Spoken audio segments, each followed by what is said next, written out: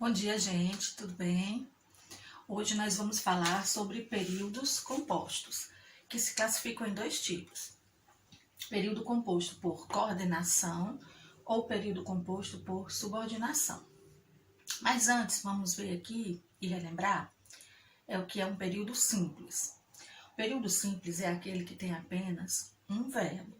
Então, aqui nesse caso, nós temos dois períodos simples. Eu fiz toda a faxina, termina aqui nesse ponto, onde nós temos apenas o verbo fazer. E esse outro período simples que diz, minha irmã ficou dormindo. Termina nesse ponto e temos aqui essa locução, ficou dormindo, que representa apenas um verbo. Então, nós temos um período simples, outro período simples. Esses dois períodos não precisam um do outro. Eu posso dizer apenas, eu fiz toda a faxina. Sujeito aqui, eu, e o que foi que eu fiz? Fiz toda a faxina, que é o predicado. Nesse outro nós temos minha irmã, que é o sujeito, que ela fez, ficou dormindo. Então nós temos aqui duas frases que não necessitam uma da outra, não dependem uma da outra. Nós podemos juntar as duas, formar um período composto. E para fazer isso, nós vamos usar o que a gente chama de um conector, um conectivo. No caso, nós vamos usar uma conjunção. Uma conjunção é um elementozinho de ligação que serve para conectar, para unir. E assim nós não vamos ter assim duas frases pequenas, quebradas. Nós vamos pegar esses dois períodos simples e formar um período composto. A palavra mais adequada para colocar aqui, que vai dar um sentido, o sentido que eu quero a frase, vai ser a conjunção i. O i é uma palavrinha que serve para unir orações, unir palavras. Então, eu posso dizer assim, eu fiz toda a faxina, tiro aqui esse ponto, vou tirar essa letra maiúscula também, e minha irmã ficou dormindo. Ou seja, agora em vez de nós termos um período simples, nós temos um período composto, que vai terminar aqui nesse ponto. Por quê? Porque agora nós ficamos com dois verbos. Verbo fazer e ficou dormindo. Nós tínhamos dois períodos simples, agora temos um período composto. E sendo um período composto, eu posso dizer se ele é composto por coordenação ou por subordinação. Esse caso, ele ficou um período composto por coordenação, que é o que nós vamos falar no momento. Por quê? Porque eu tenho duas orações que são independentes. Uma mensagem, um pensamento não precisa do outro, como eu mostrei antes.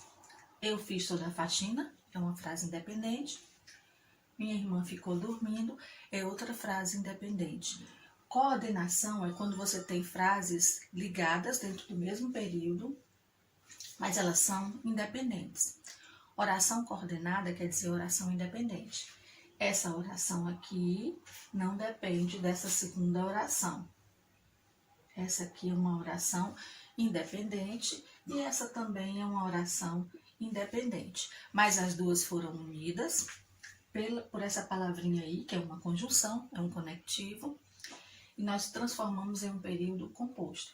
É um período composto por coordenação, quando você tem orações dentro do mesmo período, mas elas são independentes, certo?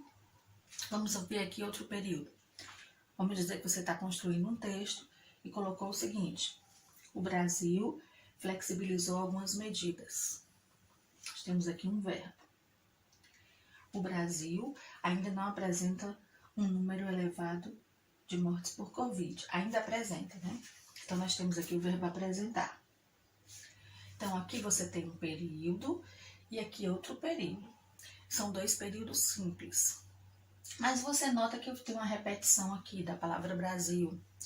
Então, aqui é que está a utilidade dentro do texto, dentro da redação. Eu posso evitar essa repetição aqui da palavra Brasil. Posso tirar esse ponto e unir esses dois períodos num só. E para isso eu vou usar uma conjunção. A conjunção adequada aqui não vai ser a conjunção i. Vai ser uma conjunção que mostra uma ideia contrária, uma ideia oposta. Que é o que a gente chama de adversativo. Adversativo. A conjunção adversativa mais comum que nós usamos é a conjunção mas. O Brasil flexibilizou algumas medidas, mas ainda apresenta um número elevado de mortes por Covid. Vejam que esse mas, ela tem um sentido contrário, um sentido oposto. A conjunção que você vai usar depende do sentido que você quer dar à sua frase. No caso, como eu quero dar um sentido contrário, um sentido oposto, eu usei esse tipo de conjunção aqui, adversativa.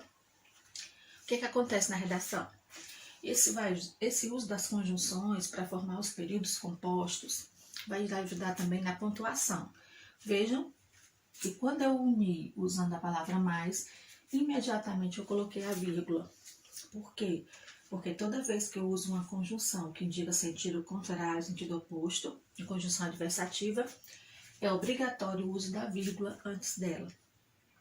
E outro detalhe, na redação do Enem, por exemplo, diz para você variar os conectivos. Então, você vai aprendendo os conectivos, as conjunções, e vai deixando de usar as conjunções mais comuns. O mas é a que você mais usa, mas nós temos outras que indicam o sentido contrário, com porém, entretanto, no entanto,